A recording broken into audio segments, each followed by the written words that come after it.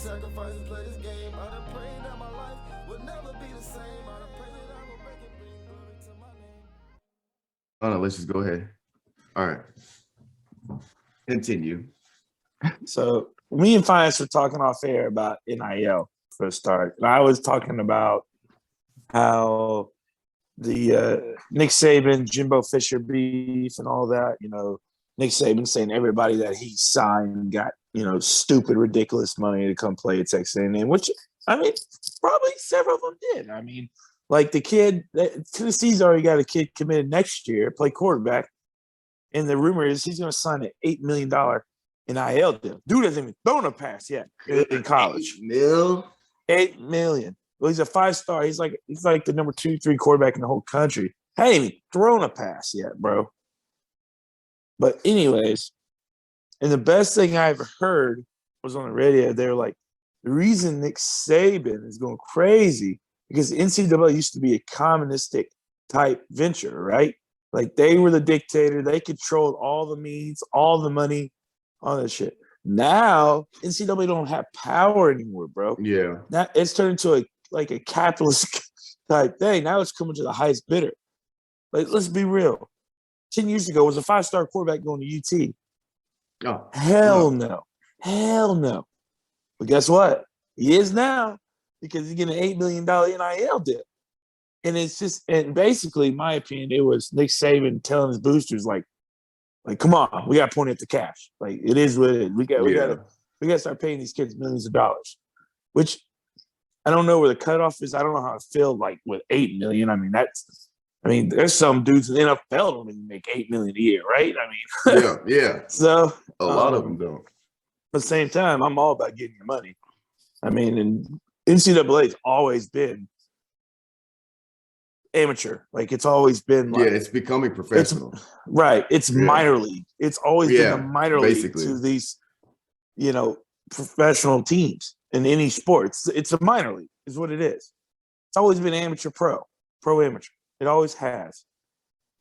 So I don't disagree with it. I think it's good. It's also going to make everything more competitive because now you're not going to have an Alabama get all the 5-star recruits. Yeah, it's going to distribute talent a little more. It's just going to be the highest bidder, man. $8 million. And again, I had talked about this with Caroline on the Uncle Strip. Is I don't know, like you said, like the cutoff with like all this money, and then at the same time, if it's coming from outside sources. Because the thing with the NIL, the money can come from anywhere. It could be boosters funding it. It could be businesses. It could be individual businesses giving money to the entire team. Because I know Mizzou got a NIL deal for the team. So everybody on the team gets an extra, like I think it was, I don't know what it was. Let's just say an extra 5,000. So even if even if you're a third string guy that doesn't really play, you're still getting money thrown your way because they're giving the team an NIL deal. Right. And then obviously you have the individual people that, have a local business from their hometown wants to support them and they give them $50,000 a year and like to sponsor basically. Right. So it seems like it's so complicated on where the money, because I don't think the money's coming from the NCAA. No, absolutely not. Yeah, because I think some people are confused where it's like the NCAA is paying all these. I don't think it's from the NCAA. I got to do more research. I don't know. But I'm pretty sure it's not the NCAA. They're just making it legal for you to get your money, however, through boosters, businesses, whatever. The NCAA is in trouble, man. And let me tell you why. It's not the NIL. It's not all that money. This is my personal opinion. I think this is going to happen, and I think it's going to happen sooner or later. I think the Power 5 conferences are going to separate and become their own entity away from the NCAA. You think so? Yes, because they don't need to depend on the NCAA anymore. They just don't. You've already seen it with the SEC expanding with Texas and Oklahoma. Eventually, you're just going to have like 1 to 2 humongous conferences. Maybe you have all the West Coast teams from Power 5 and the Midwest and in the SEC, all you know what I'm saying? They're just forming this giant league, and they're separate from the NCAA. I don't know. I don't know if they're going to be able to separate, because it's not the fact that the schools are dependent on the NCAA for money necessarily, but it's not just anymore, for sure. It's just regulation. I don't think they're going to be. I think under their contracts they're not going to be able to lead the NCAA is the thing, because we're thinking of football, but colleges, it's more than just football. Like, you got to think about softball, baseball, track, basketball. So I don't know. I feel like it'd be too complex of a problem for the football teams to be like separate from NCAA. I got that. But I've also read articles where they said like if you take like the top tier football programs in college football, you know, you take your Michigans, your Southern Cals, your Alabamas, your Georgias, your Ohio State, you know, just the top tier, even Tennessee. Like, you take the top tier, football literally could fund all their sporting events. Oh, yeah. I mean, football. And it's crazy how much money gets funneled into these football programs and how much money they actually make. Yeah. You got to think, bro. If you, like, the Big House in Michigan seats 110,000 people, bro. You sell out that stadium every home game at $75 a clip. Oh yeah, at the least, right? Because you know, let's be honest, tickets are way more expensive than they used to be sitting up per deck. They just are. So 75 at the minimum for 110,000 people, and you have 7, 8 home games, and at the least you have 6 for sure. Yeah. I mean, that's just... It is solid. I don't know. I feel like it's a mutual. I've seen a lot where people are saying that I think the NCAA is going to benefit from it. The way I see it working is the biggest problem the NCAA has in terms of, you know, it's all about making money. They're a business, right? Absolutely. At the end of the day, they're a business and they don't want to affect their bottom dollar. So when it comes to the NCAA, I feel like a big reasons why they wanted this to happen is because if you're just basketball is prime example. If you're ready for the NFL now or NBA now, because you're trying to get that money and you're good enough, you're not going to be a college athlete maybe but 1 year. You're one and done. Absolutely. Now, NCAA, the retention of student athletes is going to be elite, because now you got guys that make it $8 million a year or however much it is, and they can just ride. You know, I feel like there's a lot of guys that if they could, they would have stayed in college and try to also get a championship in college, because you know college is a great it's a great experience. Now that you can make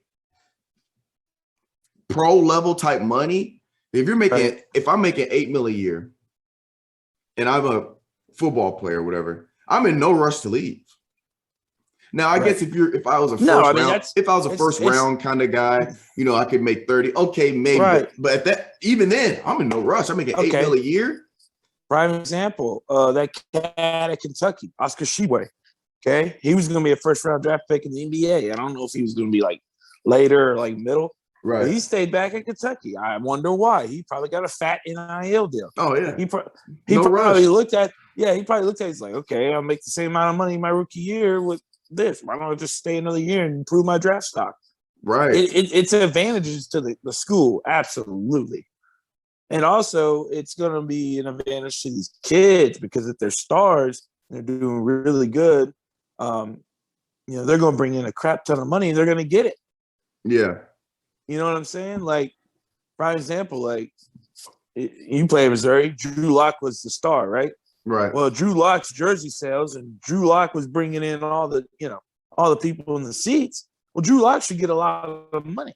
Yeah, that's how I see it. Drew Lock probably would have had. I think you're worth what you bring in. Yeah, he would have had. Me and some of the guys talking about it. He would have had He probably would have had a very ridiculous NIL deal because I think coming in, he was exactly. I know he was top quarterback in the state, but I'm pretty sure he's a top quarter. I don't know where he was, but I think he was at top 10 in the country coming out of high school. So he would have had a multi-million-dollar deal for sure.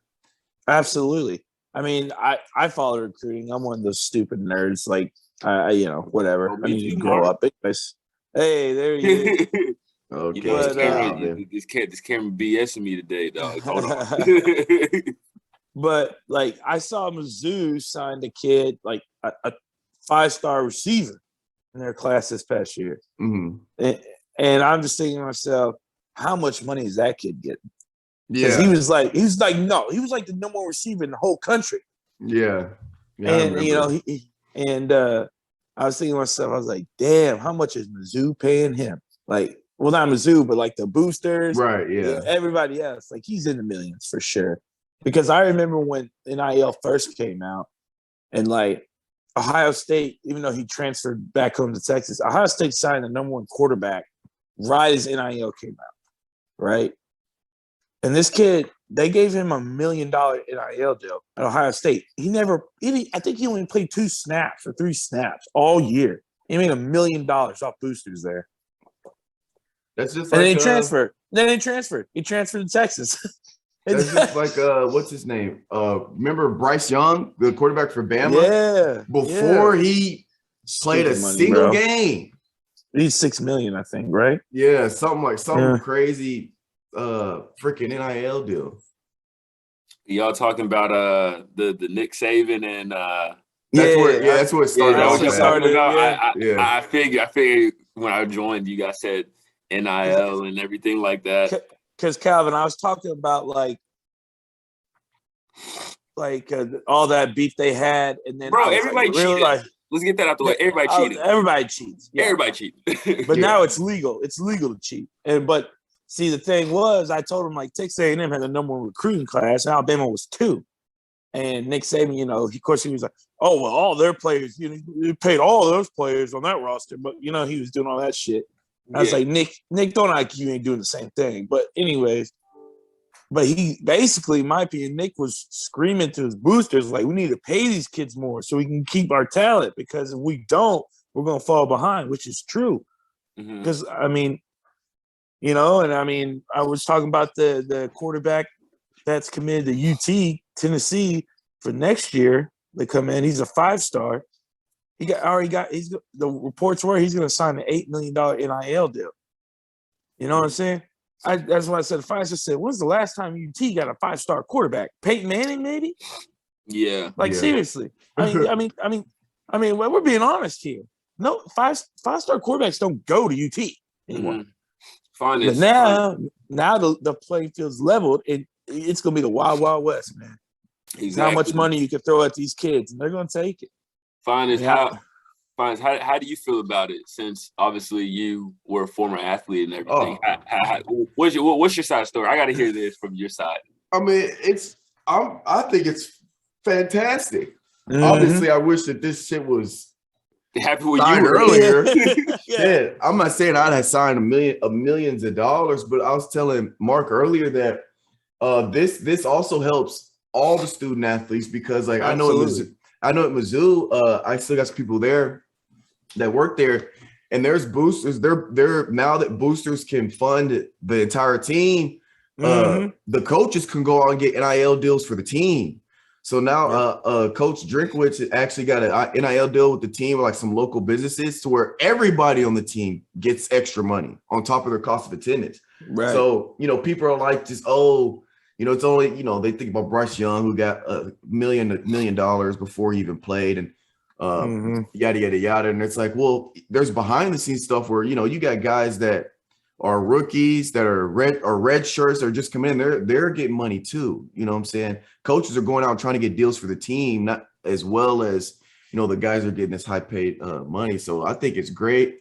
I think it's going to benefit the NCAA, because I was telling Mark that guys that guys are going to be in a rush to get to the NFL now, because they're going to be able to make good money in college. So your greater talent, more of your greater talent. I still think guys that are first rounders still going to leave, but guys that are on the fence or guys that can improve their draft stock stay. So when you have your higher level athletes stay, the NCAA it stays competitive. It stays more competitive. It stays longer. So then you got more viewership and tournaments and March Madness and the CFL, the bowl games. You're getting more viewerships, more money.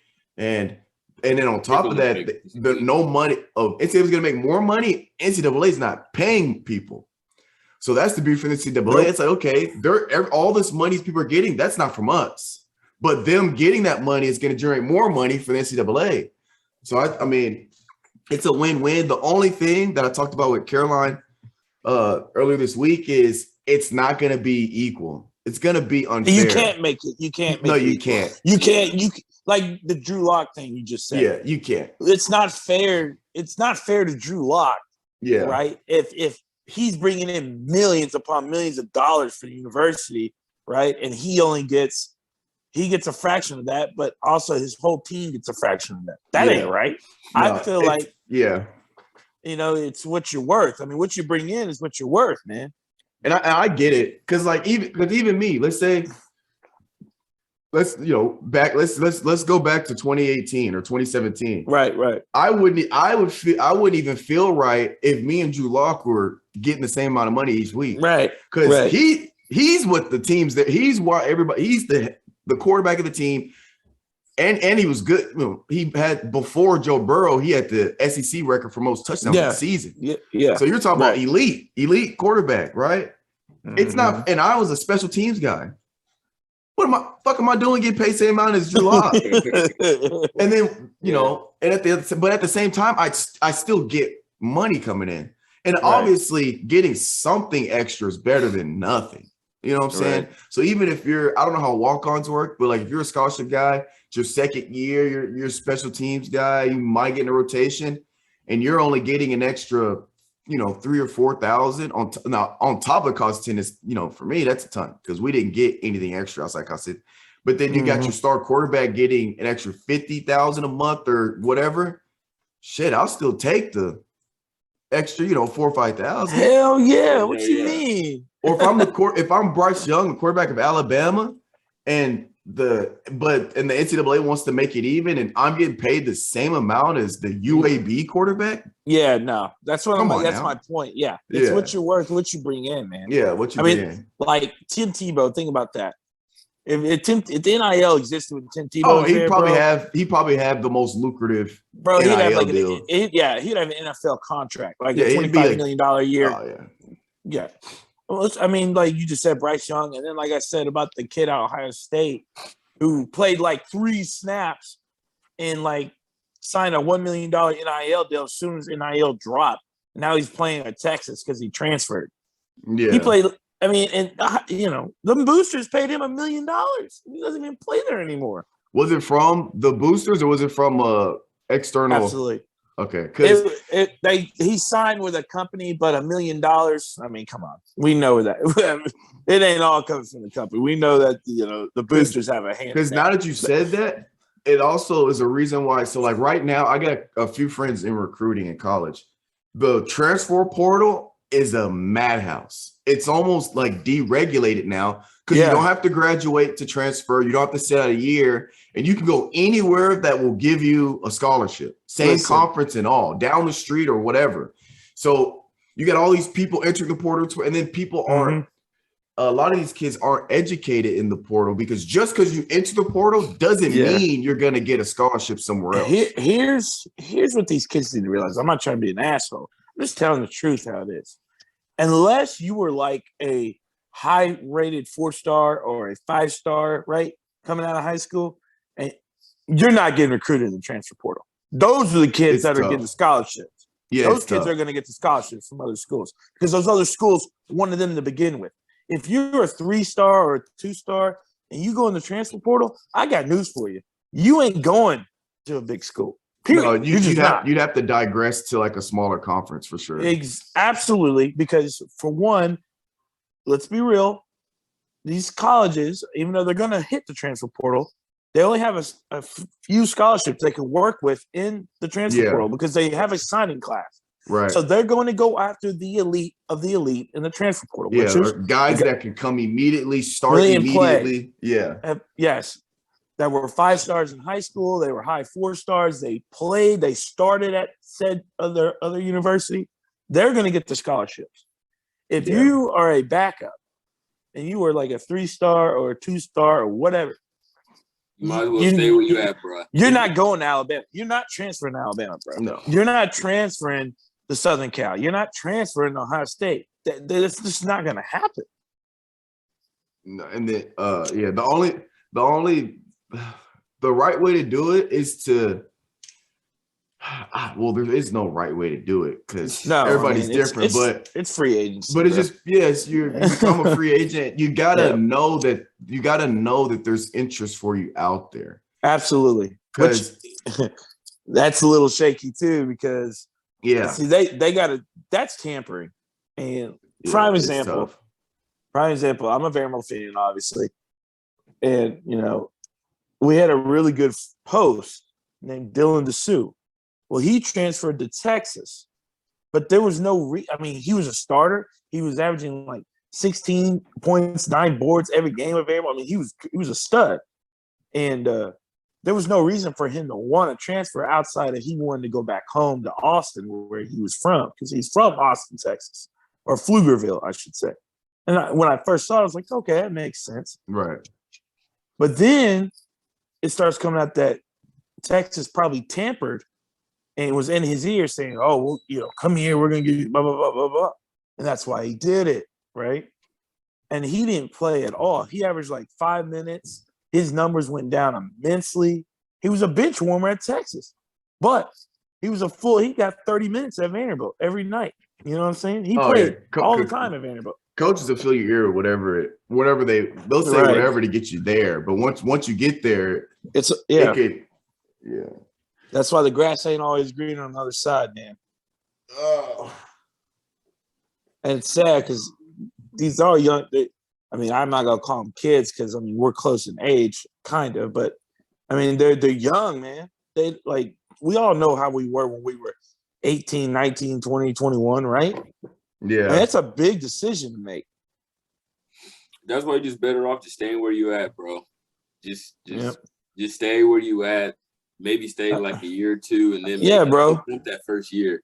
Because look at his draft stock. Like that guy, he was gonna be probably a first-round pick in the NBA. He was gonna have that guaranteed contract, that guaranteed money.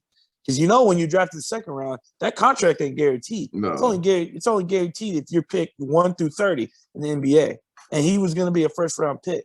Now, nope, because all them numbers went down. It's all the Wild Wild West. The Wild Wild West. Mark, I believe you said you had a rant for us, man. Yeah, man. Dude, listen, man. I roll up the Steak and Shake, right? And I don't get Steak and Shake very often, but when I do, I get the chicken tenders because them things are delicious. They are probably outside of like Chick-fil-A, these might be the best fast food chicken tenders. They're just that good.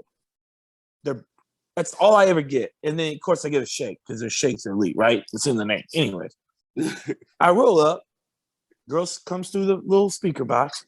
Say yes. I like a 3-piece tender combo with a chocolate shake. We don't have chicken tenders anymore. We don't have chicken. I said, what? I literally said that. I literally said it out loud. Like I was just awestruck. It's like, yeah, we don't have chicken. I said, well, why not? And she really didn't give me an answer. I guess she was like, what's going on? So I'm thinking to myself, let me get this straight. Y'all took chicken off the menu. The best thing y'all had, because y'all's burgers ain't it, Chief. And damn sure ain't that nasty ass hot dog y'all got on the menu either. What are we doing here? Steak and Shake. What are we doing, man? Y'all's chicken tenders were the bomb. Y'all had the best honey mustard too. What are we doing? I can't even eat the honey mustard. What the hell am I going? Why do you still have honey mustard on the menu? You ain't got no damn chicken.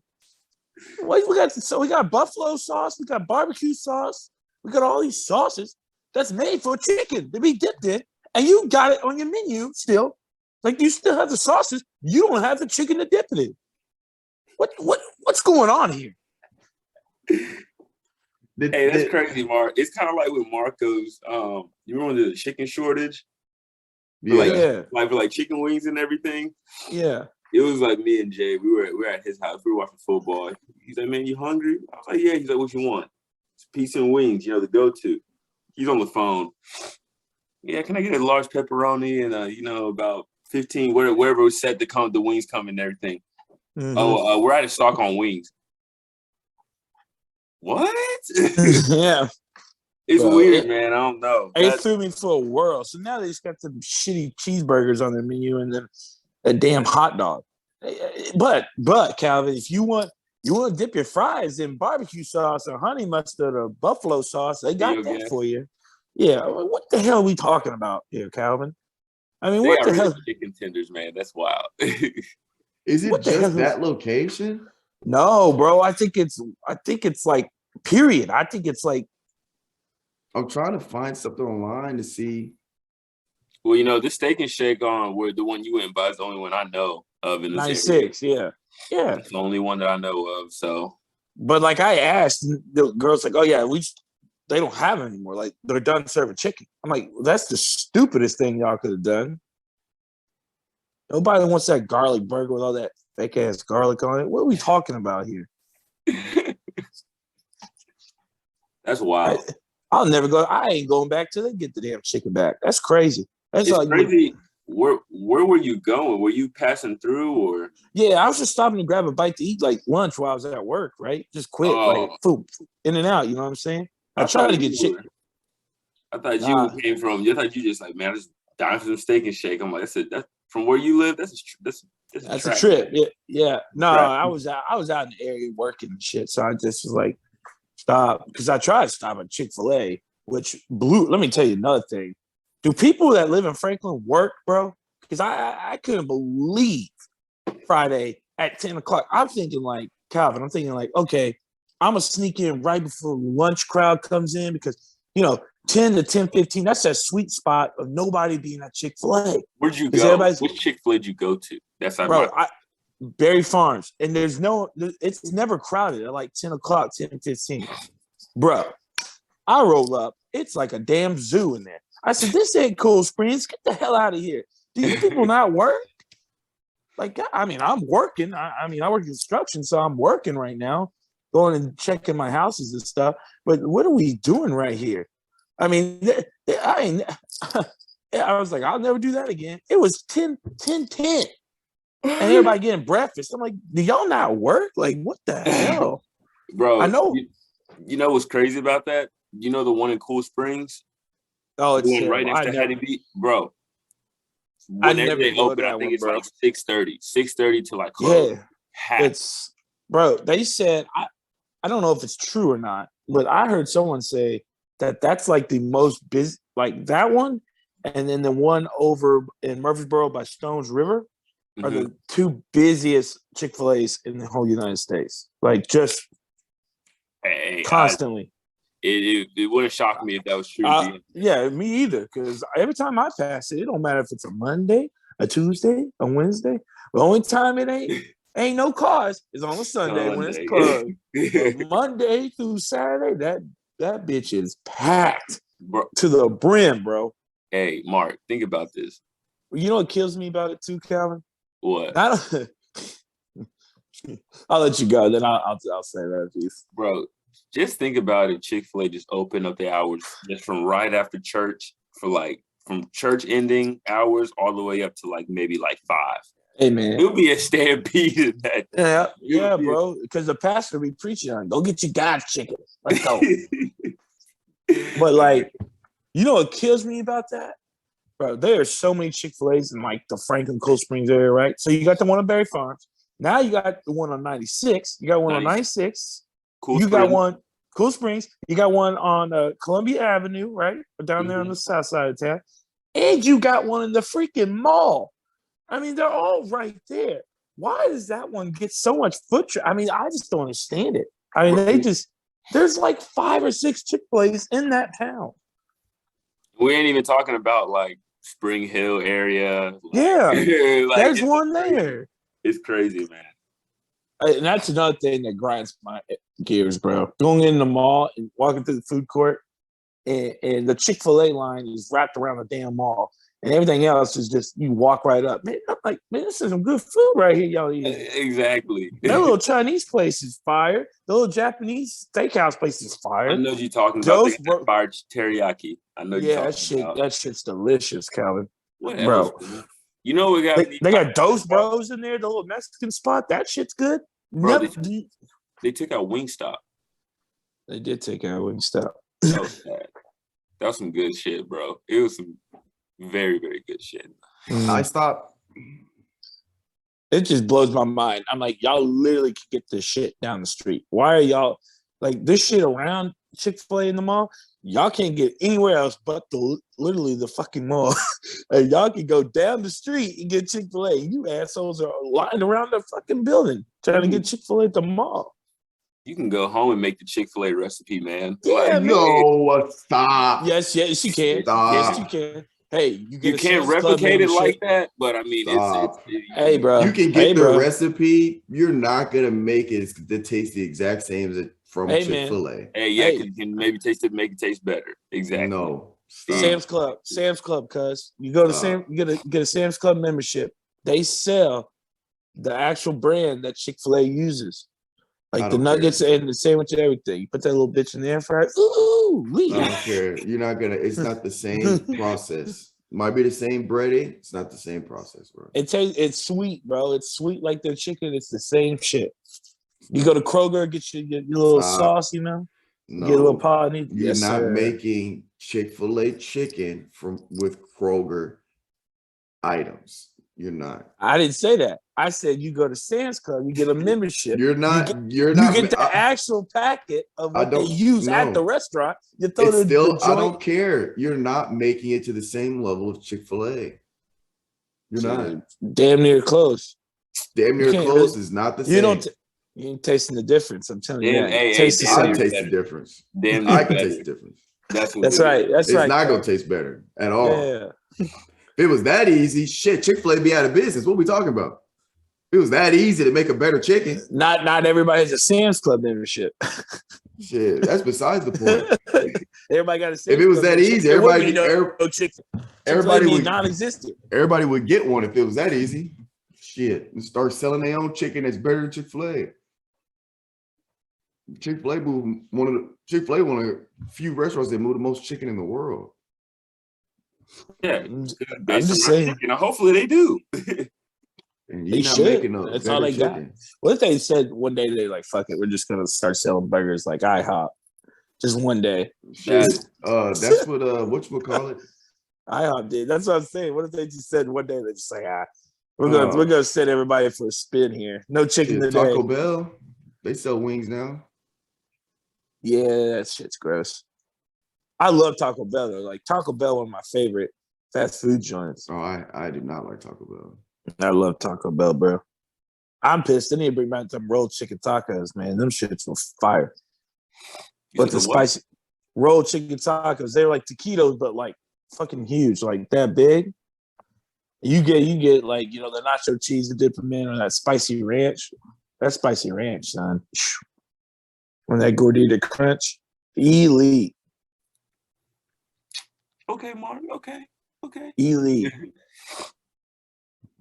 I used to go for the what's it called, the quesadillas and the cinnamon twist. That was my go-to. The Baja Blast. Oh my gosh, I can't Baja get Blast. Yeah. I feel like I can't eat that anymore just because I haven't had in a while.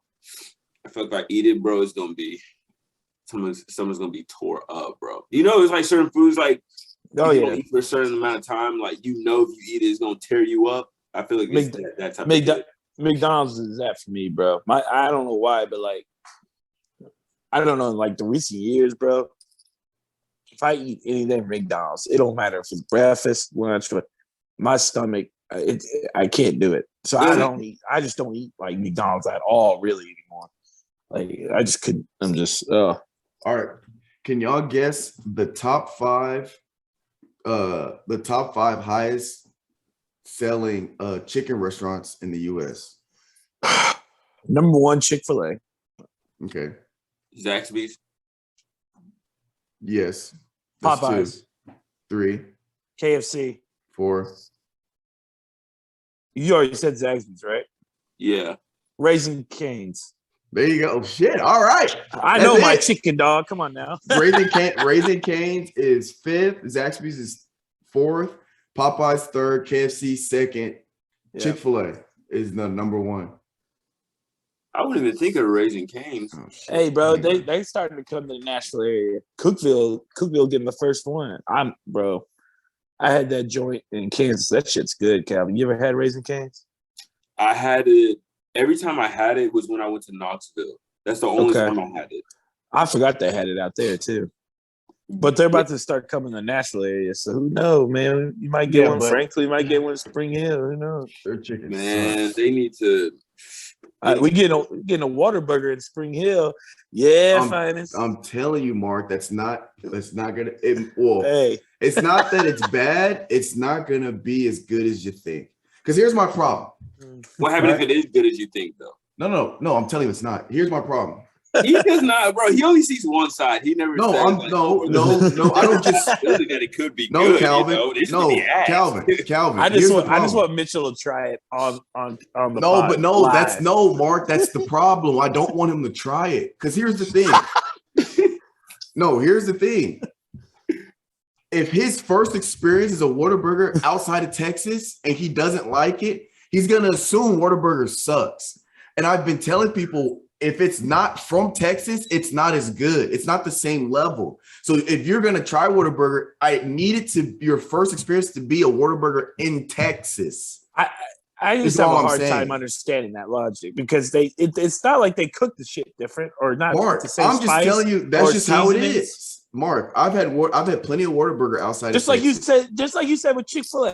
It's all the same, right? No, that's different. Chick-fil-A tastes the same everywhere you go. No. I'm not talking about Chick-fil-A, different Chick-fil-A restaurants. I'm talking about Chick-fil-A you're making at the house versus Chick-fil-A made at a Chick-fil-A. That's what I'm saying, bro. No. Here's the difference. First of all, Chick-fil-A, you can't compare things. Chick-fil-A is like the LeBron of restaurants. You can't compare anything to Chick-fil-A because it's Taco just Bell better. tastes the same. Taco Bell tastes the same wherever you get Taco Bell. That's I'm just saying. that's because when you eat shitty food, it's all shitty, so it's all gonna taste the same. I'm just All right? saying, bro. It's No, hard. I don't get understand. that, but that's because Taco Bell and Chick-fil-A are national brands. Whataburger isn't.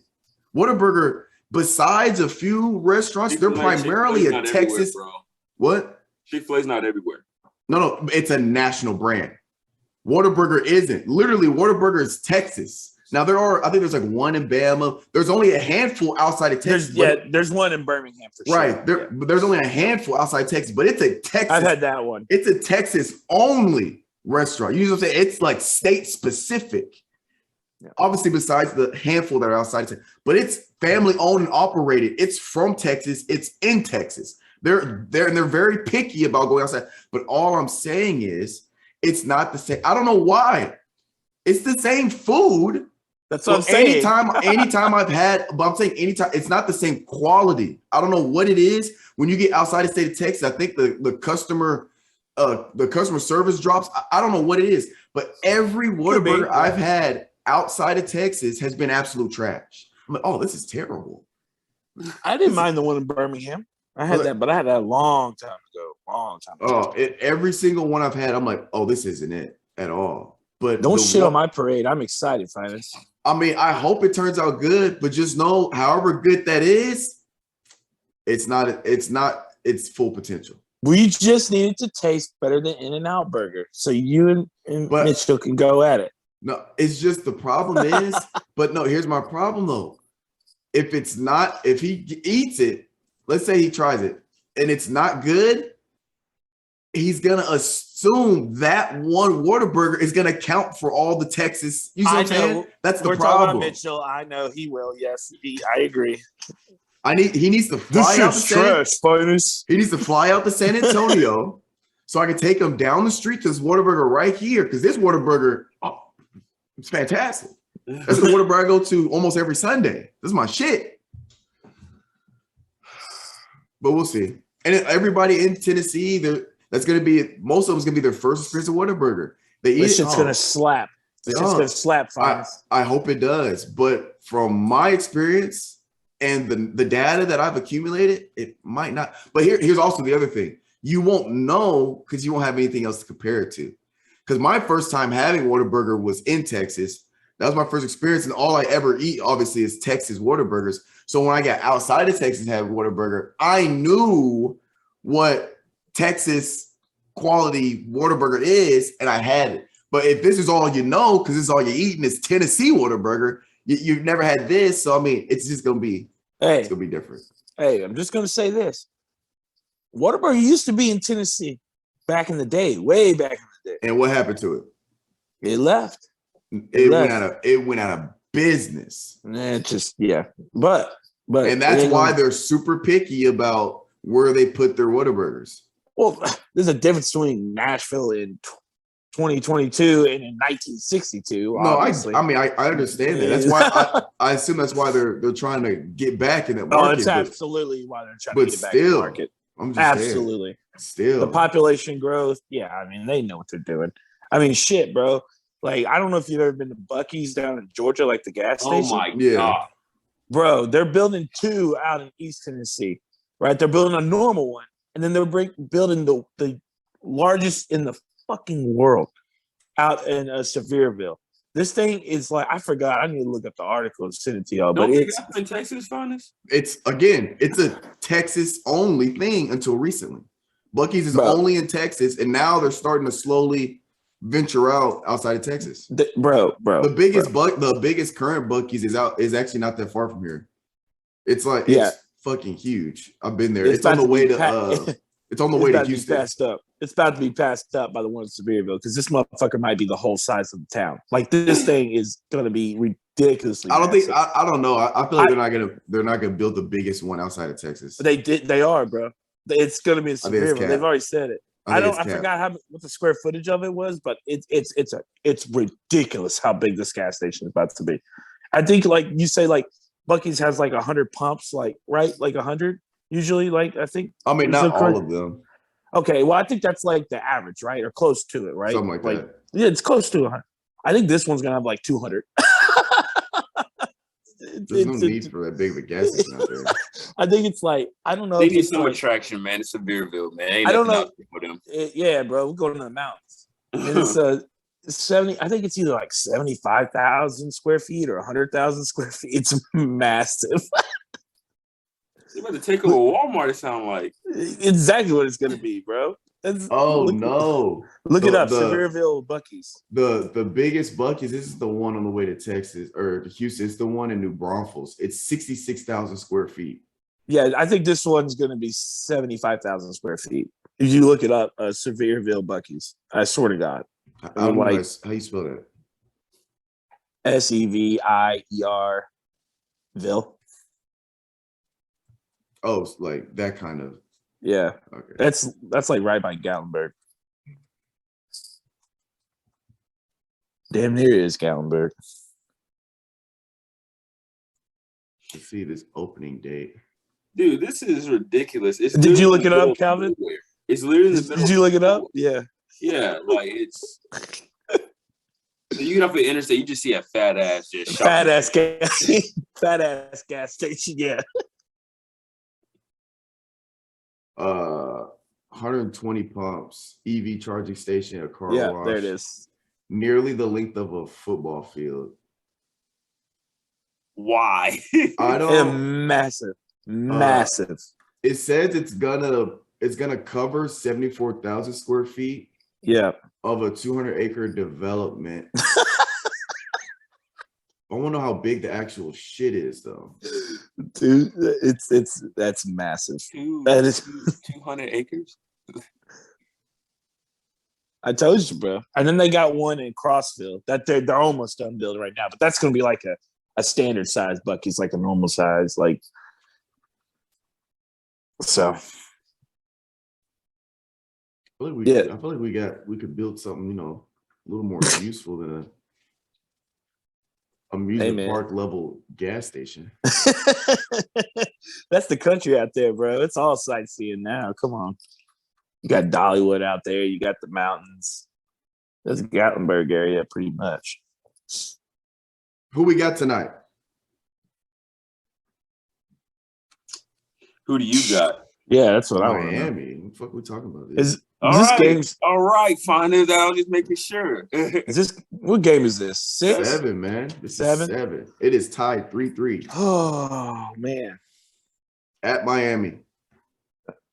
Yeah, I got Miami. Jimmy gonna show up. They said I think whoever does the data analysis for predicting the shit said it's 52%. It's pretty tight. I think the spread is 2.5 points, and I think it's favored to Miami. And they said Miami has a 52% chance of winning. So obviously it's it's not a big spread, and 52 is not 52 to what 48 is. It's pretty damn close. So we'll see. Jimmy Bucket's gonna show up. That's what's gonna happen. I hope he shows up, bro. If Jimmy could just do Jimmy. All that has to have, all he have to do, if Bam shows up in any facet, I think Miami gets it done. Because Bam didn't, I don't think Bam played the entire fourth quarter. Just to run in. And this sucks because now no, he might have played the last little bit, but here's your reward. You get to play the buzzsaw. What's the Golden State Warriors? Here's your reward. Shit. Honestly, I was talking to some friends. I think if I'm Golden State, I want Miami to win because I think Celtics is a tougher matchup for Golden State. Oh, because they're long. Yeah, they're long and they can cover the 3-point line very well. They're very good. Yeah, they're the number one perimeter defense. Yeah, or 3-point defense or whatever. Yeah, and matchup wise, okay. Let's say Draymond's your best defender. Who you put him on? You put him on Jason Tatum? Yeah, put him on Tatum. Well, if you do that, who you putting on Al Horford? Because Al Horford's going.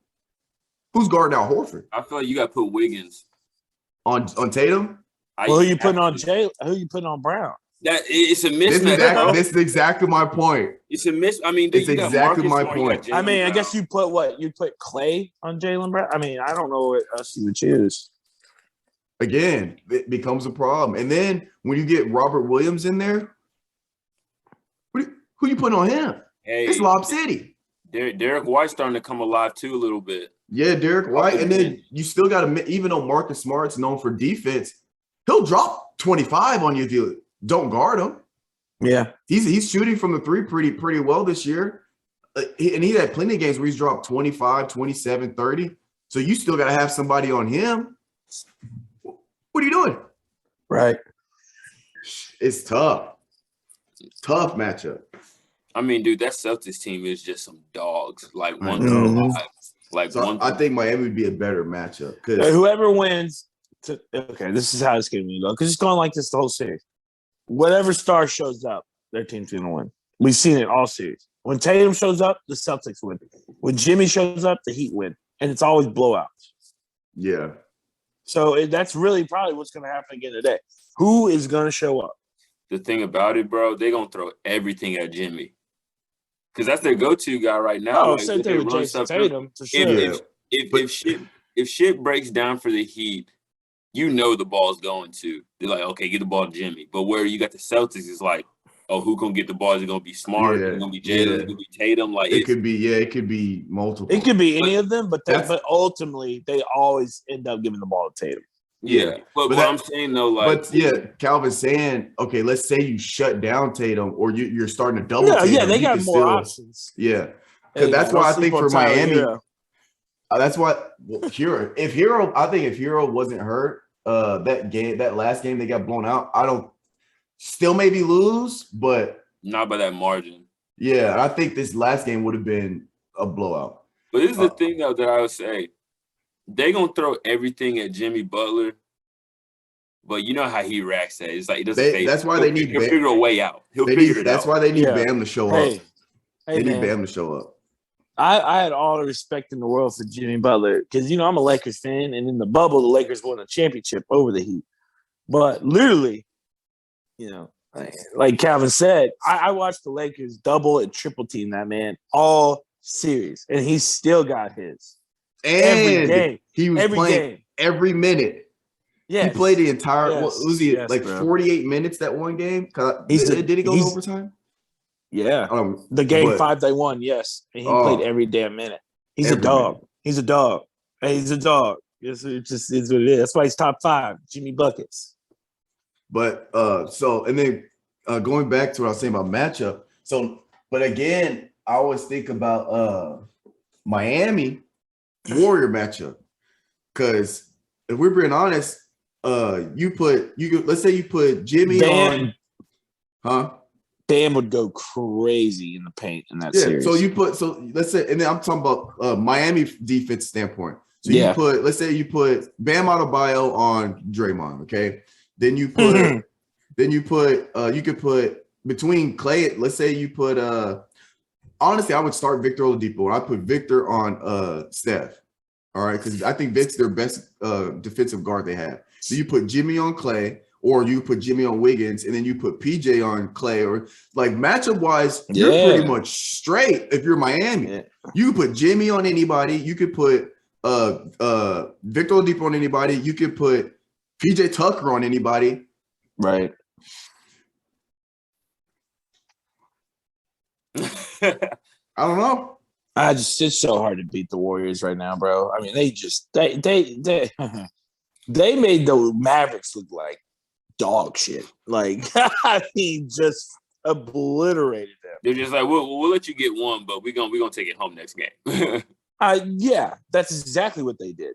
Also, and like Mavs are a one-trick pony to me, though. They're very one-dimensional. Yeah, it's Luka. Yeah. Needs some help. He needs some help. What happened to, I had a thought about this. What happened to somehow, some way, Dame got to the Mavericks? Oh, that'd be scary. Oh my God. Dame, I don't think it would ever happen and everything, just because like that's Luka's team and Dame is not going to another team like super. Yeah, I don't think it would work regardless even if he got there. They would be scary. I don't think so. I don't know, because you talking about two of the most ball dominant players in the NBA. I know, man, but God, that'd be a scary duo. Oh my God. I don't know. I feel like it'd be too much ISO ball. It would just Shit, what you mean? Luke was playing ISO ball. Yeah. You said what? I know. I'm saying he didn't win shit. That's the problem. And with Luka, it's like he's playing ISO ball, but he's surrounded. He's surrounded with role players, so that works. But if you surround an ISO player with another ISO player, it's kind of a problem. Mark Cuban, you will never win a championship. He has, but you got to have 2 stars. You got to. No, yeah, you have to. Yeah. And what about the Bucks? I consider Chris Middleton a star, and Drew Holiday a star. So yeah, you gotta have. Oh no, Mark, you're cutting out. You don't have to be like top 10. Oh, am I alive? Yeah. Okay. I was saying, you gotta at least have 3 top 75 players on your team, because that's the star echelon. Yeah, to win a championship, absolutely. And in that span, you got to have at least one of those top. Got to be top 10. Yes, I disagree with that one, because back to the Bucks argument, Chris Middleton and Drew Holiday are not top 75. You only got one 75. No, you wouldn't put Middleton in top 75. Fuck no. Oh, if Kyrie didn't make it, what? Right? If Kyrie didn't, no. Now I'm not saying Middleton isn't good. He's an all-star. I don't even think he made all-star this past year, or I don't know. I'd have to look it up.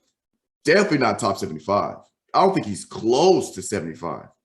Really? Yeah. What would you? I'd probably maybe top 100. I have to sit down and look. But no, I got him way closer to that 75 number. 100. No. Middleton, not even close. We're talking 75 players, man. You're cutting out again, Mark.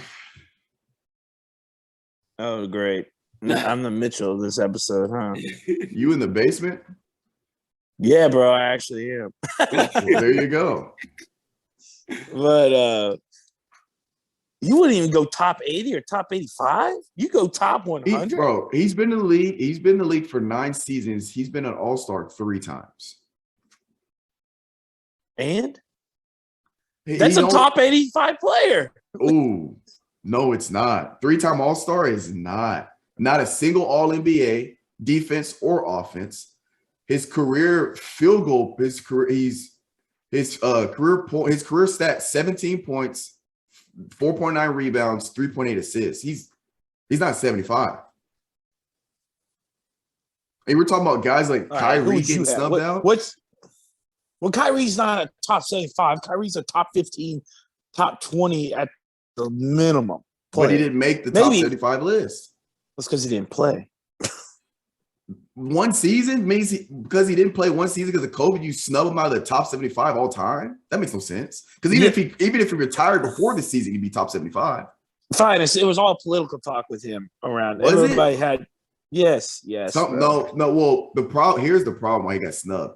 Is because when they did the top 50, they kept everybody in the top 50, which I disagree with. Because as the NBA goes on, people in the top 50 are going to get pushed out of the top 50 as guys that come in, move up. So I don't like how they did that. So that means only 25 people had to get in, which, Kobe obviously had to get in. Like, I mean, I still think. Are you talking all time or current? That's what the 75 list is. 75 all time. I'm not talking all time. I'm talking about current players in the NBA. Right? Well, Mark, you talking about the 70-15? That's what that was all time. Top 75 all time. I wasn't talking about all time. I'm talking about current players in the NBA. All right, that's why I said Calvin. Middleton. I didn't say Chris Middleton was top 100 all time. I said Chris Middleton's a top 75 player currently in the league. I wasn't talking Calvin, all time. what was the impression that he gave when he said 70-15? What are we talking about? It's the 75th. That's what this whole year has been. It's the 75th shit. They had the whole ceremony. That's not what I was talking about. I was talking about current NBA But you players. didn't say that. But you didn't say that, Mark. I kind of did when I said you gotta have a championship. You gotta have at least 3 top 75 players. Mark, get out of the basement. The win championship.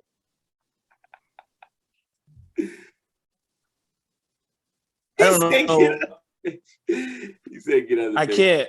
Mark, where I used to turn your camera off so you get more bandwidth. Nah, but I heard. I heard what you. I know what you got to say now. I would, but the old lady's sleeping in the bedroom, so I can't. All right, I'll give him 75th. I don't know why you thought I was talking all time. I would never put Chris Middleton. That's why all time. That's why I was confused. Oh no! I knew he didn't mean all time, so I'd be like, "Mark, come on!" Like, thank you, Calvin. I know he wasn't talking about that. I'm talking about current, bro. But you didn't say that, so that's why. And then when you confused me with the Kyrie talk, like Kyrie's not even top 75. I said, "Whoa, what? Wait a minute." He did make literally, All-Star he's not top 75 this year. Like, yeah, that's probably because he didn't play and all that political nature behind Kyrie's top 75 this year, though. I thought he didn't make it. What are you talking about? Well, there's a whole thing talking about like how he didn't make the top 75 this year. Bro, nigga, that's for the 75th anniversary team, bro. That's all time. There is no top 75 for just this season. That's what I'm talking about. That's the shit I was talking about, bro. Well, that's not what I was talking about. I was talking about currently playing in the NBA. Oh, that's literally, bro. This is shit I was talking about. That's why I was confused as fuck. Because the 75th shit they did. I never said all time, though. I said I'm talking about what Calvin talking about. Because he was like, well, Kyrie, that's a whole article. Kyrie didn't even, that's the all time. And my response was, Kyrie, what? Kyrie's like top 20 at the least. He's probably pushing top 15. Come on now, Melo made the top 75. We knew that wasn't from this year. No, he didn't. No, he didn't. Stop it. Melo? Mark. Oh, no. You're right. What the fuck are we talking about? I thought you were talking LaMelo. I was like, hold on, cuz. Oh no, Carmelo. Carmelo, thank you. Sorry. I don't know why my brain registered.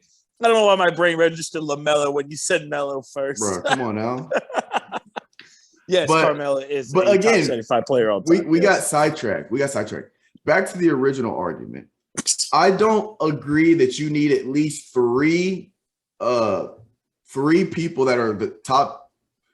I don't think you need 3 stars, because I don't know if I have Drew Holiday probably makes the top 75 this season, right? But I think you just need minimum. You need 2 superstars, but the less superstars you have, the better defensive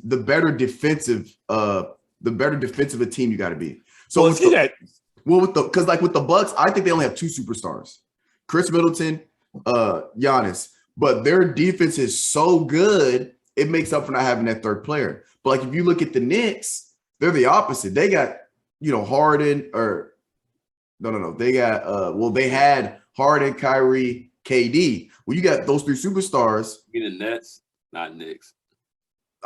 Anyway, yeah.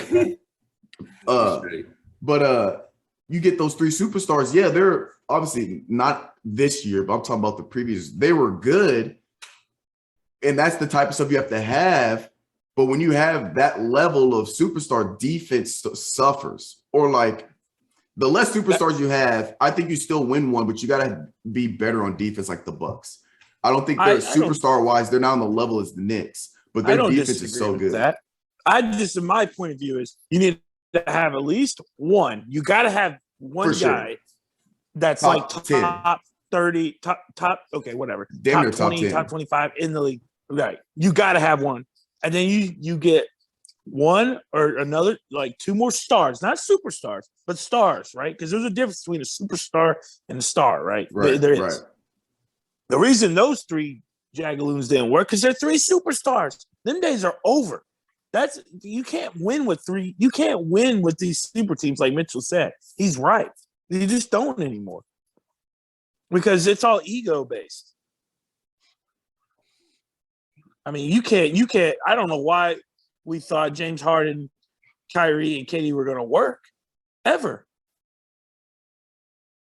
It could have. Shit, is KD, Kyrie, and Ben Simmons going to work? Because I think it could. Well, Ben Simmons ain't ball dominant like Harden was.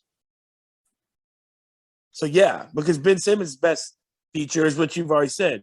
Elite defender. He's not going to need the ball offensively. He'll chip in with a couple points here or there, but he's not going to need the ball offensively. Where he's going to make his money, is on the defensive end. He's not ball dominant like James Harden was. That's the thing that I think they messed up at. You got 3 of the top most talented guys in the league that are all of them scoring in all different ways, and they're all ball dominant. And yes, how many shots do you think they put up average per game? Like 20, 25, somewhere in that range, maybe per player. I mean, just from like KD, Kyrie, and then Harden, like on an average game, you think 20 to 25 shots between all of them, or are you talking about individually? Individually, yeah, probably. So realistically, they're not touching the ball that many times, which they're not getting off that many shots. So every time they get the ball, they're just like, oh, I got to get mine, Prime example, when Kyrie did play, I know y'all saw the box score. Don't get me wrong, he was making his shots. He putting up stupid amount of points. But did you see his shot volume compared to like KD? Mm-mm. I mean, well, it seemed like KD was scared to shoot the ball. So, well, that's my point. That was never gonna work. They're two ball dominant players. They need the rock in their hand. They need the ball in their hand to be successful because they're scorers and they're elite scorers.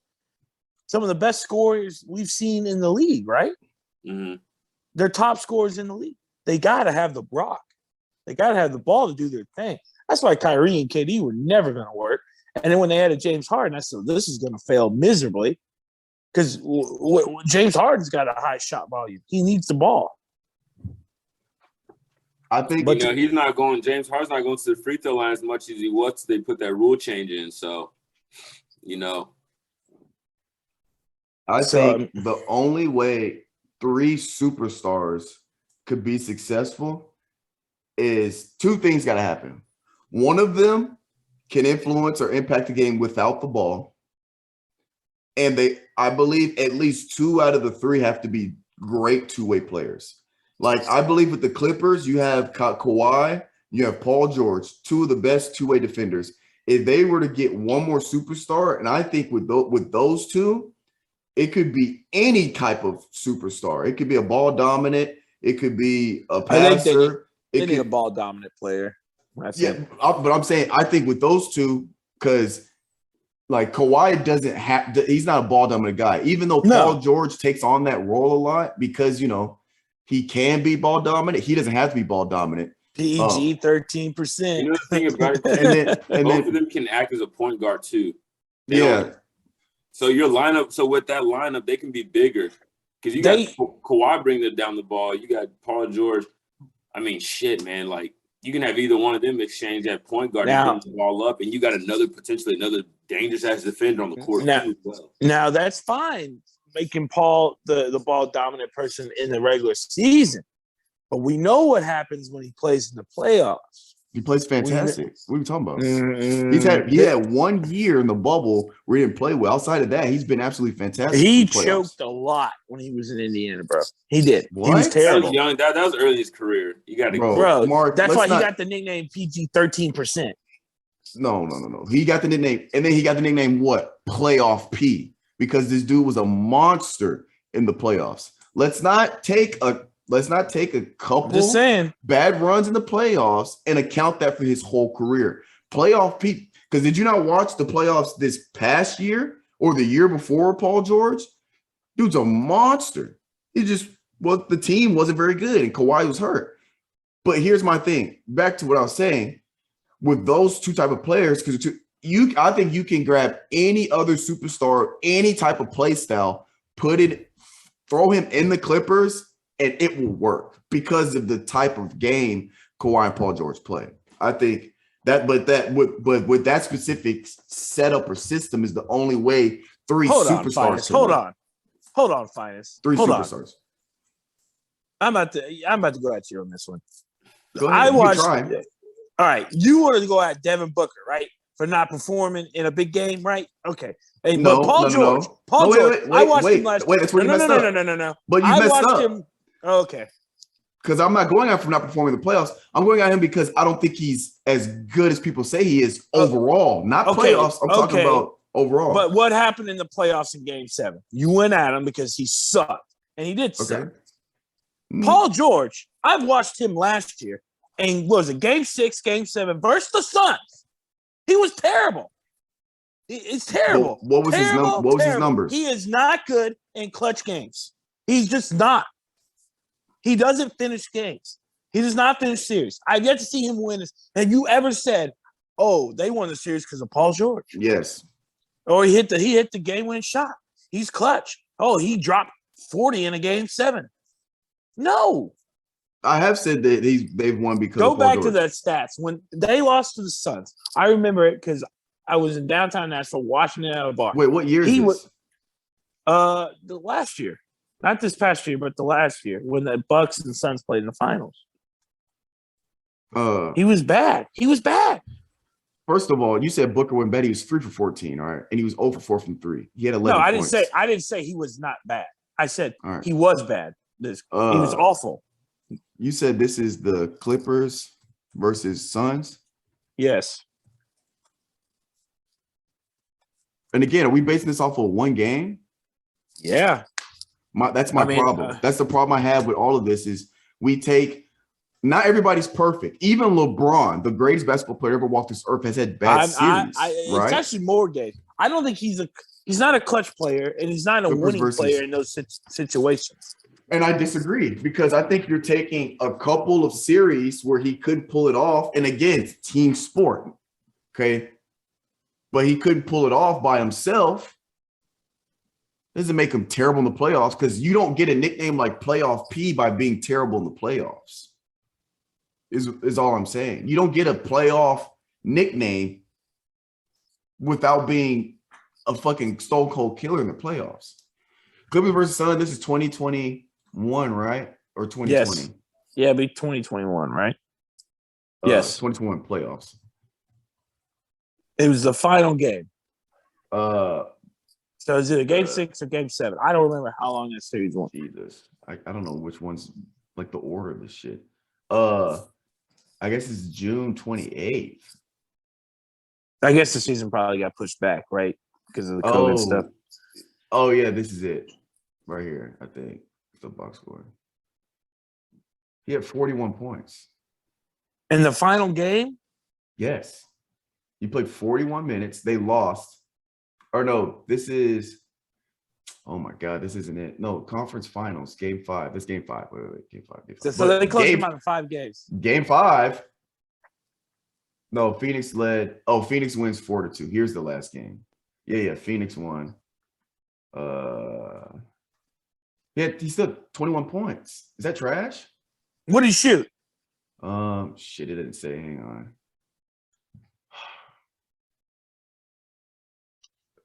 Fuck, I'm not gonna be able to find it, bro. Hang on. Because I swear to God, he didn't shoot very well that game. He missed a lot, if I'm not mistaken.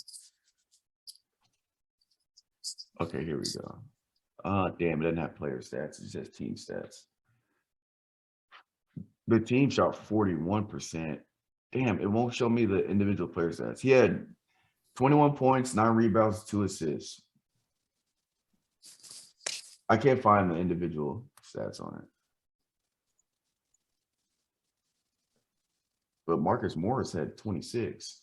But I can tell you, game 5, he had 41, but we don't want to talk about him dropping 41 to he needed to drop 41 in game 6 to keep the series. But I'm saying, but the problem I have, Mark, here's the problem I have. And he didn't do it. He'll take a bad – every player has a bad performance, right?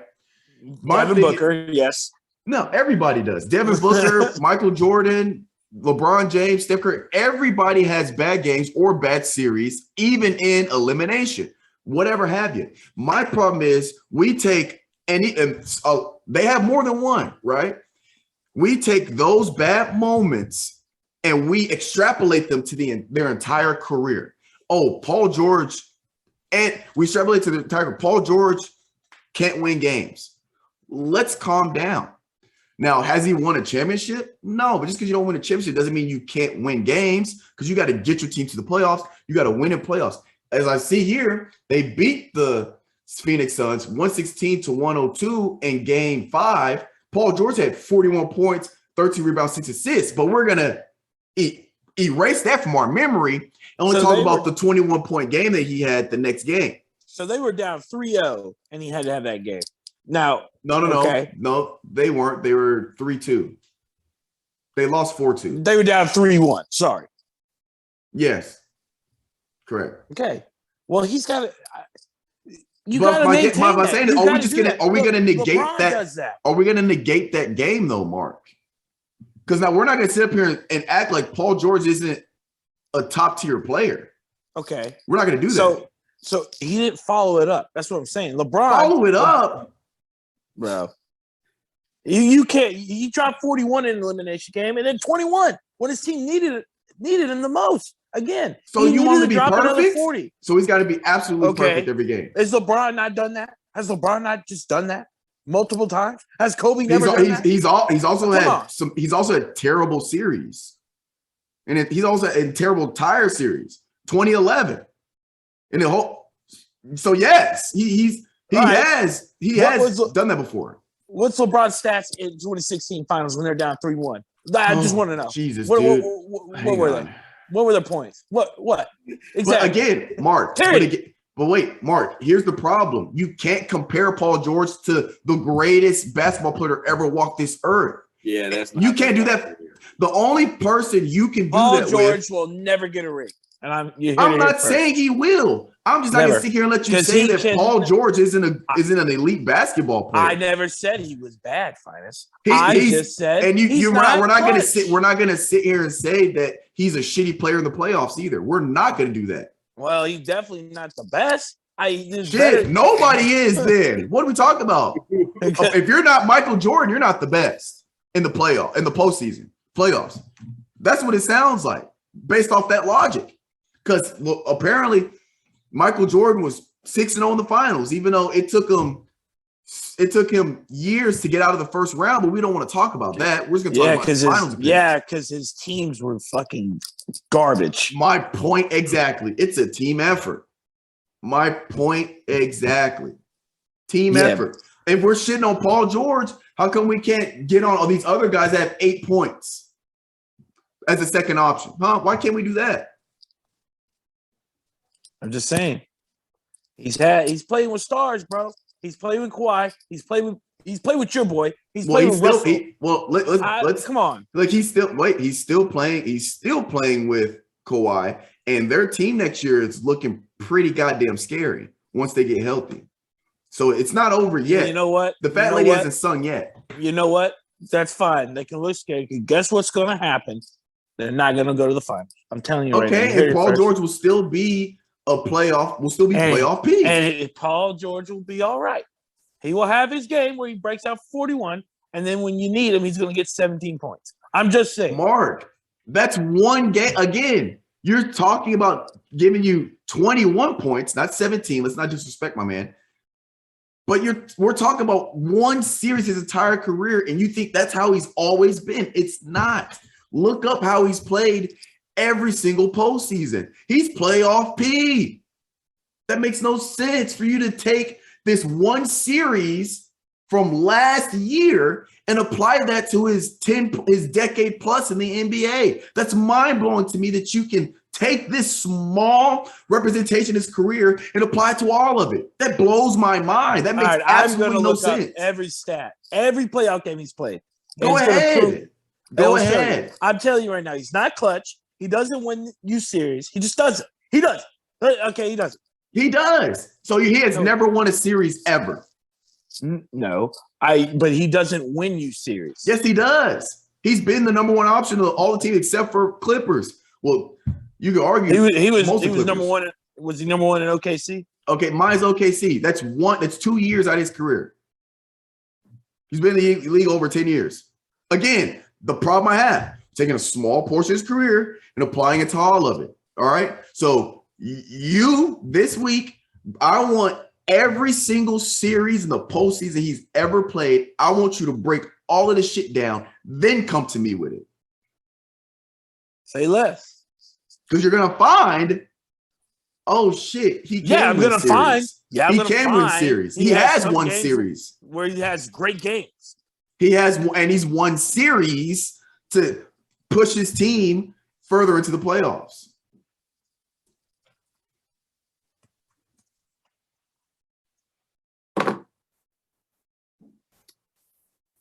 Man. Sheesh. Heated argument. Heated. Man, we're not for the disrespect playoff P. I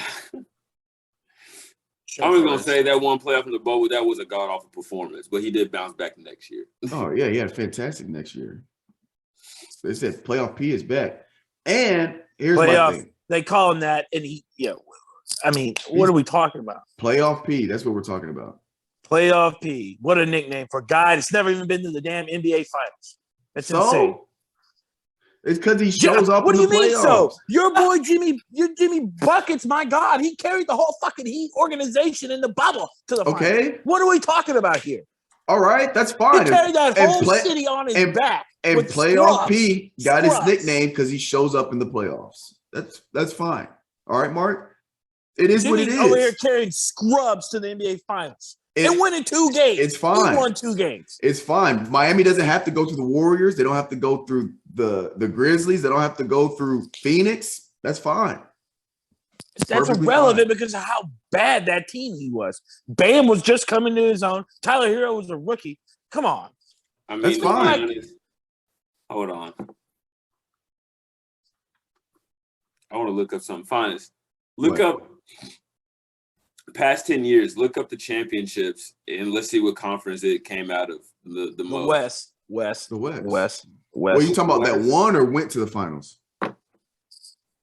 No, that won. The West. Easy. Because of Golden State and the Lakers. Yeah. So that's a valid statement to say that the West is harder to play in. Oh, I never said it wasn't, but I'm just saying I watched Jimmy fucking Butler carry the whole city of Miami on his back with scrubs. Yeah, Well, that's saying Jimmy Butler. He doesn't have to go through the Warriors, LeBron. Like, there's a bunch of different things that there's a bunch of moving parts, and Jimmy Butler's Jimmy Butler. It's that simple. I mean, yeah, he's a lot better than Paul George. I'll give you that. But Paul George is still playoff P. I'm tired of having this conversation with people that Paul George is on the level of Jimmy Butler. It's asinine. It's not asinine. It's asinine. They have very, very, very similar statistics. It's asinine. It's not. I don't think it's that far fetched. Good Lord, it's Paul George. All right, let's do the role reversal here. You put Paul George on that Miami Heat team. Is Paul George taking them to the damn finals? I think he has a good chance of taking them through. Stop. In the East, yes. Stop. In the East, yes. Stop it. Yes. No. Do you not? Do you not watch Paul George play? Jesus. Yes, I watch Paul George play. I can every time I watch him, he chokes. Oh, you're so full of shit, Mark. Every time he chokes. Well, but by your logic, choking is not making it to the finals. So all the teams choke every year. If you're going to be a superstar in this league, he is a superstar. Okay. Well, your team relies on you to fucking take them to the promised land. Period. So what are we talking about LeBron this year then? What are you going to say about Jokic? Yeah. What are we going to say about Giannis? What are we going to say about all of them? Are we going to say they're not clutch? Time out. How did Giannis play in that game 7? He wasn't very good. But the rest of his team wasn't very good either. But he was not very good. And when your superstars play bad, your team plays bad. Period. Your team goes as your superstars go. Period. In any sport. That's any sport. If your superstar, your guy, the guy, does not perform, the rest of your team does not. Period. Okay, and Mark, all I'm saying is I need that same energy for every single player that does the same shit.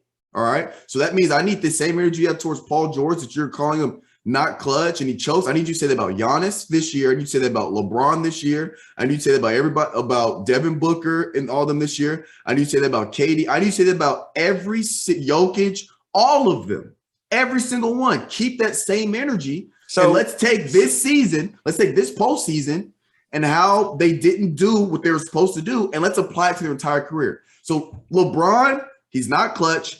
He can barely get his team out the play. He can't even make it to the playoffs. So he chokes, right?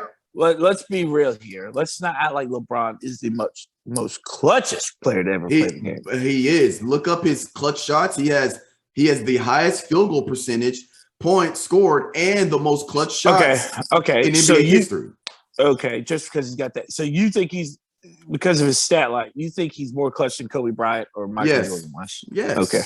All right. Not just because of stats, though, but you can just look it up. He is literally. Right.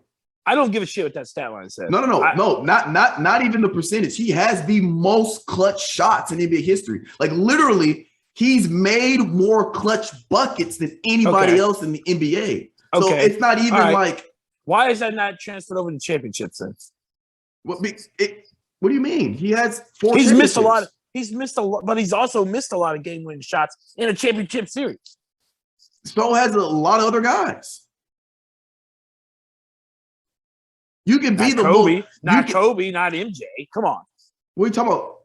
What? Kobe has the most. First of all, Kobe has the most missed shots in NBA history. Period. Because he's the most ball-dominant player to ever play the game. Outside of MJ. And again, you can be the most clutch NBA player. That doesn't make you the most winningest NBA player. They're similar. They're not one and the same. They don't inherently translate. Just because you're the most clutch doesn't mean you're gonna always hit the game winner every time. No. I want the most clutch player on my team, period. That's LeBron James. Well, it is. I'm just saying. I'm not disagreeing with you. I'm sure it is. I'm sure he's made the most winning baskets because he deserves the ball in his hands with 5 seconds to go in the game. I don't disagree with that. I'm just saying, I think if I had my choice, I'd rather have Michael or Kobe with the block in that situation. Because I know they're going to hit it, and they do hit it. I mean, Kobe hit. So is LeBron. Kobe hit that shit like fucking butter all the time. Shit, so did LeBron against the Raptors. Bank off the shot, floater to the baseline. The most clutch play LeBron to the ever made finals. was blocking the shot in Game 7. Who? Now, that's what changed my opinion on LeBron as a clutch player when he blocked the layup in Game 7. Because that's a clutch play. We're not going to go back to when I forgot what year. I think it's the second year when he was with Miami where he's on the tear. Oh, I mean, again, that's when I knew he was like. That's when I was like, okay, bro, he got the. And that's fine. That's fine. This is why this argument can go on for ever. I mean, Mark. What happened versus the Mavericks? What happened versus the Mavericks? I mean, the Mark. year before. Mark, if you exactly, think that bro. Again, Mark, you're taking one small piece of his career and applying it to the entire system. You're doing it again. It doesn't work like that. Because if that's the case, but then you're doing the same thing. You're doing the same argument. No, I'm not. No, I'm not. I'm not. I'm taking his entire career of clutch shooting. I'm looking at the entire career in its entirety. You look at his career, look up his clutch, go ahead basket, daggers, or game tying, game winners, or whatever. You go look at the entire career. I'm not looking at individual seasons. Now, when I make counter arguments, I'm using your argument against you. But when I'm making a point, I'm looking at all of it. Because if you want to take LeBron's 2011 year and apply it to the career, well, let's go look at MJ in the 80s. He didn't make it out the first round. Yeah, we're talking about choking. Like 50 damn points a game. Again, I thought we were talking about winning the championship, winning in the playoffs. He didn't make it out the first round. Well, because nobody wants to talk about that. But no, I'm saying I'll talk about it with you right now. But I'm just saying, Mark, I'm using that argument against you, but nobody's gonna look at that because I will nobody look right now. I'm saying, Mark, you're missing the point again. Nobody uses that because everybody understands that if you look at his career as an entirety, those first few years, they're almost irrelevant because of what he did for his career. That's why it doesn't matter. But you got to look at everybody's career. That's why when people make arguments between MJ and LeBron, everybody always looks at MJ's entire career. But when they go to LeBron, they want to pick very small moments in his career to use against them. Well, if you look at LeBron's career as a whole, there's very, very, very little argument you can make against LeBron. They're damn near dead even. That's why I never said they weren't. No, I know, Mark, but I'm saying that's the point of looking at their entire career and not taking small pieces and applying it. I'm giving an example of why that doesn't work. Okay, back to my damn point about fucking superstars, right? Here we go. Who, when he was in the 80s, outside of Jordan, can you name any Bulls player? John Paxson. That's 90s. That's early 90s. I'm talking 80s. You name anybody off that damn roster. Anybody. Well, one player. Just give me one. Mark, give me one. Mark. Exactly. Mark. Exactly. Mark. Not a fucking soul besides Mark him on that team. Mark, listen. And it was the same thing for LeBron when he was in Cleveland. No, I'm not listen, disagreeing. Mark, I didn't get, first of all, you're asking me, I'm not a good person to ask. I didn't get into basketball till late as shit. So even before LeBron was damn near even, I wasn't into basketball. So I can tell you a lot of people off a lot of teams, even fucking 2000s. So, I mean, yeah, you can use, also, I'm an outlier. I'm glad you said John Paxson, Calvin. Where would you rate John Paxson in the grand scheme of being a player total in the NBA? Huh? Like Mark, you said, John Paxson. Mark, where would John Paxson rank? Mark, move on from the 80s, bro. I just brought that up as an example. We don't have to talk about the 80s because they just weren't good. It's fine. Yeah, you're gonna make a point that MJ went stupid on a terrible team. That's why they didn't make the first round. That's not the point I was making. Like you're beating a dead horse. I was just saying it's irrelevant to talk about the 80s because you look at his entire career. That's all I was saying. That's why nobody brings that up. Only time I bring it up is when people talk about him going 6-0 in the finals, but he couldn't make it out the first round. Yeah, whatever. And he couldn't make it in the first round. He was averaging 50 damn points. Which Not brings 50. me Not 50, but well, but that's fine. That's fine. He dropped 62 on Larry Bird's freaking head his rookie year. I know that's ridiculous. Again, to your point, it didn't matter because they didn't make it to the playoffs. That's the problem I have with people's arguments. Because you don't make the playoffs, none of it matters. And I'm agreeing with you. He was on a terrible team. He individually was a fantastic player, but nobody wants to look at that because he didn't make the playoffs. Just like with LeBron this year, or when LeBron didn't make the play. Nobody wants to talk about what he did during the regular season because he didn't make the playoffs. And I agree with you with let's look at it regardless if he made or not as an individual player. I understand what you're saying, but I'm making a counter argument based on how people use arguments that I don't like. MJ was fantastic in the 80s. He could make because his team was trash, right? The same way LeBron was on trash teams earlier in the Cleveland, whatever, when he was. They right, were terrible. but nobody uses that. And that's the problem I have is what I'm saying, Mark. Just like this year, LeBron got ran through the ringer this year because they didn't make the playoffs. This nigga averaged 30.3 points per game. 19. I know. And it's like that with everybody. Nobody wants to look at all of it. It's all, it doesn't matter if they didn't win. It does matter. No, I mean, it doesn't matter. Because if you're on a bad team and you do everything you can to make the team better, I mean, it matters in the grand scheme of things. I know. I'm agreeing with you. It's sad that he averaged 30 points and they were terrible. That's not a good combination, right? I mean, your star player, you stick him on any other team that's in the playoffs, he averages 30 points. They're the number one team in the league.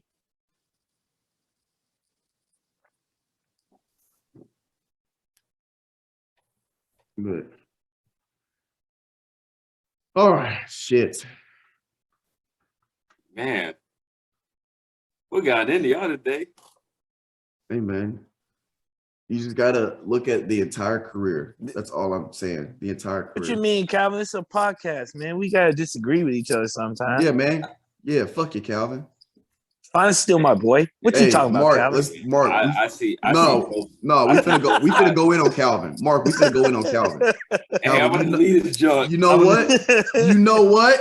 I'm about to leave. Yeah. Why were you late this morning, Calvin? What the hell was that about? We told you 9 a.m. Man, sharp. Look. I woke up 10 minutes before. 10 got minutes. on the laptop. Shit had an update, and I was like, damn. That's why you wake up 30 minutes before, Calvin, to prevent that. You know what, bro? It's the weekend. I had a hell of a week of work, bro. I feel like I deserve to sleep. Calvin, I'm hungover. Yeah, well, where'd you go last night? What'd you do? I went to Tony's, man. You know, we went to Tony's. You went with Chase and Kane and all them? Nah, they went way before me. I went with my girl and her little brother and his little girlfriend. Oh, and I was telling Finis, bro. I was like, fuck it. I always like, I'm so basic when I drink. Like, I get the same shit every time I drink, right?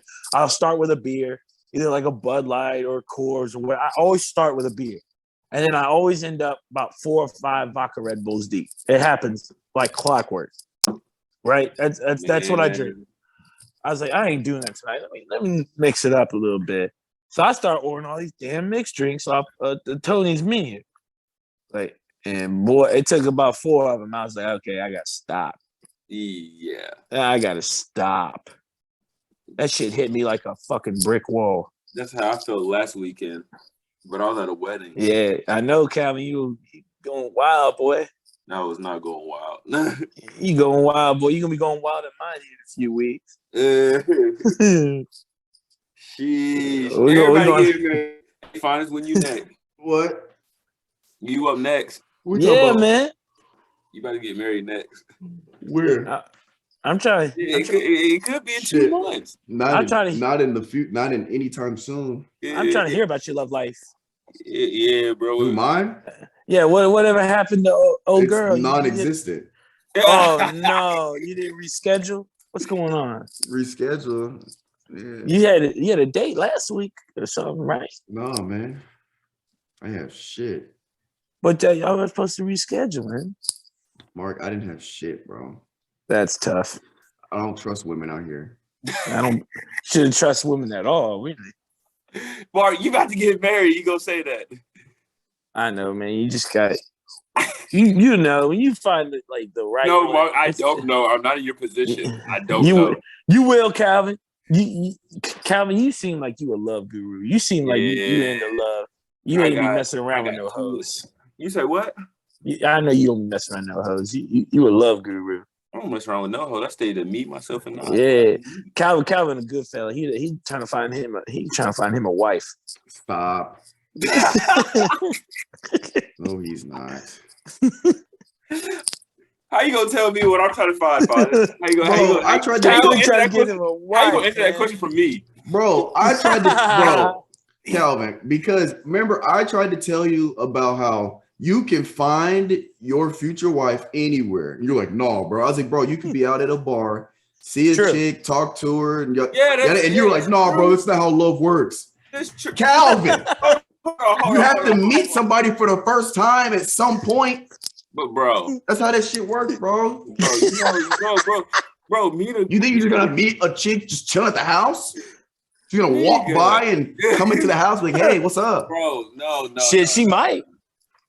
True love working funny ways, Finis. Oh, the fuck it doesn't. Look, man. You be walking around the neighborhood. I've been down this road plenty of times and meeting girls at the bars and shit. The shit just don't pan out in my opinion. Bro, I would talk about bars, bro. I'm just talking about you gave an example and I gave you an example for me. No. The example was the original argument was you can find your future wife anywhere. Like y'all can meet anywhere. That's the point I was making. And you were like, no, bro, that's not how shit works. That was the argument. No, you're right about that.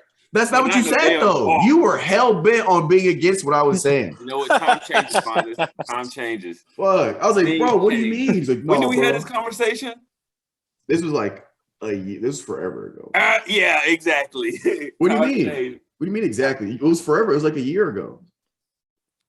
You don't think shit can change in a year? Shit, not the way you was hell bent on disagreeing. I was like, damn, Calvin. Calvin changed on you, man. He's looking for his wife. Shit, I ain't looking for none. We all get he's looking for that wife, you know. Settle down, have a couple little rugrats running around, little Calvins running around. I mean, that's nice, but right now, bro, I don't see it happening in the next 6 months to a year, 2 years, whatever the case. No, you got time, Calvin. Take your time. I know I got time. I got nothing but time right now. All the time. All right. Oh, this has been a thickie. Hey. That's what we need. We need it to be a thickie, bro. Fine. What? You work today? No. He got work tomorrow, though. Yeah, work tomorrow. Yeah, do you work tomorrow? Me? Yeah. Yeah. Why? But tell me what that. I'm gonna hit you up. Tell me to get that holiday pay. Oh yeah. I forgot. Damn, I forgot it was Memorial Day. Shit. You better hit me right with that holiday pay, boss. Facts. I don't do this shit for free. Yo, did you ever get you get that position though? Shit, I think so. Maybe we'll see by the end of the week. I think. He said, "Shit, maybe." You walk in the office, be like, "Listen here, motherfucker." Yeah, Mark, that's how you get fired.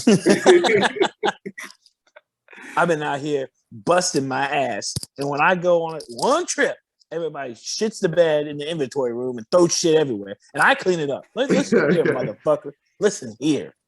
Let me tell you. How long did that take, bro? I think 6 hours.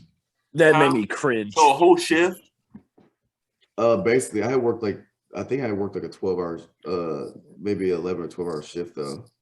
Yeah. No, I think it was 11. I definitely would have got fired. I mean, listen here. This is how this is gonna work, boss.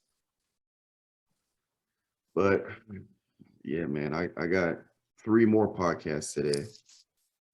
Damn it, son. I know. But it'll be fun. One of them's in person, so that'll be a cool one. Is it all people down there, or is it just like, are you starting like another like phase of a podcast? You starting like a new branch? It's just the Uncle Strib ones. Okay, you're just pumping them out. Yeah, I because I had today off. I usually don't have Sundays off. Right, so right. I just reached out like, hey, I'm off Sunday. Like, yeah, you know, most people are not doing shit today, so I just lined up as many as I could. Hell yeah. And they'll all be dropping next week. But yep, that's all I got. It was a spicy one this week. We like those spicy pods. Man, when Mitchell gonna get on here, bro? Because I've been, bro. Well, he's fired, bro. He's fired. Is it 3 weeks? Is it 3 weeks going on? I don't know. Hey, who am I? You ready? Who am I? Oh, I'll have my list ready. I'll have my list. Mitchell, you've been canceled, bro. You're canceled. You're censored. I don't know, but he might have we'll have the intervention because he might have a problem. Is what it sounds like. Oh no. He might have a drinking problem. Oh no. Shit. You hate to see it. You hate to see it, hate to hear it. Sounds like he's drowning his sorrows away. Calvin, why don't you ask him when we see him at 7:15 when we're riding these jets with the Bro, Tom Cruise, hold man. on. I got a question. Y'all want to see a movie instead of watching the Game 7 tonight? Hell yeah, bro. It's Tom I got to Cruise. record it. I'm recording it. Yeah. This we're flying jets, why bro. record it? I can record it too. What you mean record? Why record? The game's gonna be over. You're gonna know who won by then. No, he ain't gonna look at his phone. No, it's not. Yeah. You know what I do? These type of situations, I turn off all my apps. When what you mean? It's a waste of time. If I miss the game, I'm not gonna record it. Like, there's no point. The game's over. Okay, what time the game start? What time? 9? 7:30. Oh fuck! I thought it started at 9. Damn. Yeah, I'm definitely gonna for sure miss that shit. Because how long is this movie, Mark? 2 hours? Probably. I mean, yeah, but I'm not. I mean, I got a podcast at 7, so I'll probably miss the first half. But I don't know if I'm debating if I should have it because it's the in-person one at 7. I'm debating if I want to have the game on in the background, just muted, or if that might be too much of a distraction. No, it's gonna be. So if I go get dunked off, oh Lord! Or I might just have I just might have it pulled up on my phone on the side. I don't know. But it's just the first half. The game tracker or something up on your phone or whatever. That way you won't react to what you see on the television. All right, fellas, I got an hour to get ready for this next one. So this has been the Guardians of 615. Oh, no, he did. No, the best coming to get you. That was some YSL shit. Yeah, that's anime. So nice try, you uncultured swine. You uncultured swine. How about you get hit by some Japanese culture, dude? He said Fine's about to get hit by that Rico. Shit, they can't hit me with shit. All right. Hey, Bart. I'm not. They can't hit me with shit. Fans gonna be tracking me and be like, "This is the most boringest dude we have ever fucking seen." He goes to work and he goes home. That's it. He eats and sleeps. That's all he does. This guy's life sucks. This dude's boring. They'll be like, we could arrest him, but would it really make his life that much worse? Right. Jeez. All right, y'all. We'll catch you guys next week. We out. Peace. I'm gonna chase my